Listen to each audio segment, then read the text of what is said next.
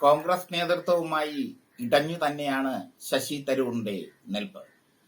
ഒടുവിലത്തെ കളിയാണ് ശശി തരൂർ കളിക്കുന്നത്. ഹൈക്കമാൻഡ് ഇടപെട്ടിട്ടും രാഹുൽ ഗാന്ധി നേരിട്ട് സംസാരിച്ചിട്ടും ശശി തരൂർ വഴങ്ങിയില്ല. ശശി തരൂർ പറയുന്നത് തന്നെ അവഗണിക്കുന്നു എന്നാണ്. കേരളത്തിലെ രാഷ്ട്രീയത്തിൽ നിന്നും തന്നെ അകറ്റി നിർത്തുന്നു എന്നാണ്. കോൺഗ്രസ് രാഷ്ട്രീയത്തിൽ തനിക്ക് നിർണായകമായ റോളുണ്ടെന്നും അത് ഹൈക്കമാൻഡ് അംഗീകരിക്കുന്നില്ലെന്നും ആണ്. മാത്രമല്ല, തരാതരം പോലെ മോദിയെയും പിണറായിയെയും പൊഴുത്തുകയും ചെയ്യുന്നു ശശി തരൂർ. ശശി തരൂരിനെ മെരുക്കാൻ ശ്രമിച്ച ശ്രമങ്ങളൊക്കെ പാഴായി മാറി. ഹൈക്കമാൻഡും ശശി തരൂറും രണ്ട് തട്ടിലായി. കോൺഗ്രസ് വിട്ടാൽ തനിക്കൊരു ചുക്കും സംഭവിക്കില്ല എന്ന സൂചനയും ശശി തരൂർ നൽകി കഴിഞ്ഞു. കോൺഗ്രസ് വിട്ടാൽ താൻ എഴുത്തിലേക്കും മറ്റ് സാംസ്കാരിക പ്രവർത്തനങ്ങളിലേക്കും മുഴുകും എന്ന ശശി തരൂരിന്റെ സൂചന ശ്രദ്ധേയമാണ്. മാത്രമല്ല, തന്നെ ഇനി പ്രകോപിപ്പിച്ചാൽ താൻ കോൺഗ്രസ് വിടും എന്ന സൂചനയും ശശി തരൂർ നൽകി കഴിഞ്ഞു. പറയാതെ പറഞ്ഞു കഴിഞ്ഞു. ഒടുവിലത്തെ കളിയാണ് ശശി തരൂർ കളിക്കുന്നത്. തഴക്കം വന്ന ഒരു രാഷ്ട്രീയക്കാരന്റെ കളി. കഴിഞ്ഞ ലോക്സഭാ തെരഞ്ഞെടുപ്പിൽ ശശി തരൂർ അല്ല മറ്റാരെങ്കിലുമാണ് കോൺഗ്രസ് സ്ഥാനാർത്ഥിയായി തിരുവനന്തപുരം ലോക്സഭാ മണ്ഡലത്തിൽ നിന്നതെങ്കിൽ 8 നിലയിൽ പൊട്ടുമായിരുന്നു കോൺഗ്രസ്. രാജീവ് ചന്ദ്രശേഖർ ജയിച്ചു കയറി.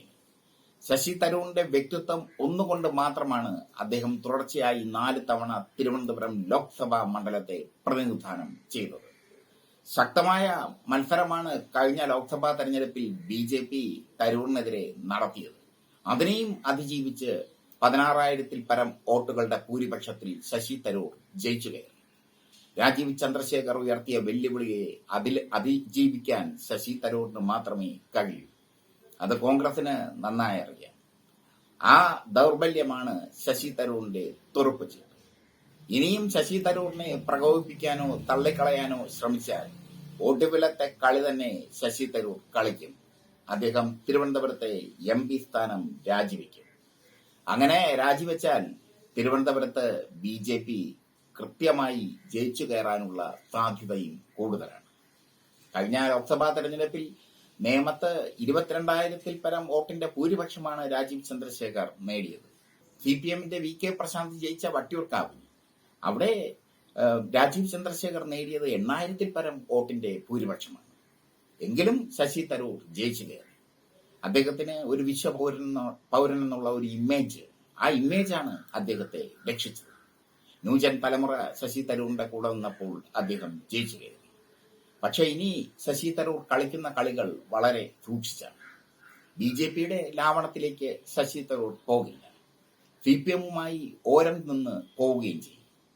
അതിനൊപ്പം കോൺഗ്രസിനെ പ്രതിസന്ധിയിലാക്കിക്കൊണ്ട് MP സ്ഥാനം രാജിവെക്കാനും ശശി തരൂർ തയ്യാറെടുത്തു.